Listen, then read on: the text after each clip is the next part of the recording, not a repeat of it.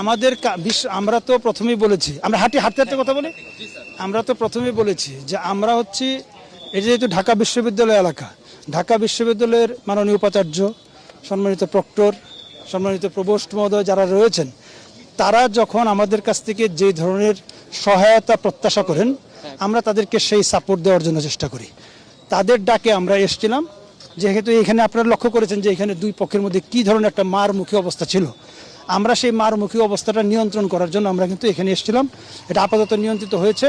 এখন প্রক্টর মহোদয়ের নির্দেশে এবং প্রভোস্টের যারা এখানে কাজ করছে, প্রক্টোরিয়াল বডি এবং প্রভোস্ট বডি যারা রয়েছে, তারা যারা শহীদুল্লাহ হলের বৈধ ছাত্র, তাদেরকে তারা ভিতরে নিয়ে গিয়েছেন। যদি কোনো বহিরাগত এখানে থেকে, তারা তাদেরকে হল থেকে বের করে দেবেন। কাজেই এইখানে আপাতত শান্তিপূর্ণ অবস্থা রয়েছে। আমরা আমাদের মতো, তাদের কথা মতো আমরা নিরাপদ অবস্থানে আমরা আইন শৃঙ্খলা রক্ষার জন্য এসেছিলাম।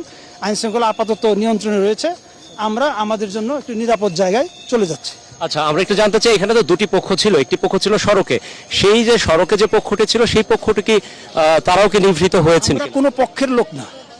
আপনি যেটা বলছেন, আমরা প্রথমে বারবার বলছি, আমরা কিন্তু কোনো পক্ষ বুঝি না। এই পক্ষ না ওই পক্ষ, সেই পক্ষ আমরা বুঝি না। আমরা ঢাকা বিশ্ববিদ্যালয়ের যে অথরিটি, তাদের সঙ্গে আমরা কথা বলেছি।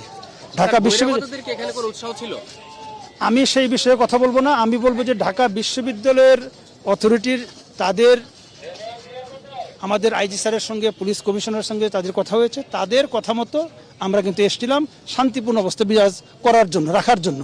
আপাতত দেখতে পাচ্ছেন শান্তিপূর্ণ অবস্থা বিরাজমান রয়েছে। ঢাকা বিশ্ববিদ্যালয়ের প্রক্টোরিয়াল বডি, শহীদুল্লাহ যারা প্রভোস্টের সঙ্গে যারা কাজ করছে, হাউস টিচার বৃন্দ, তারা কাজ করে যাচ্ছেন।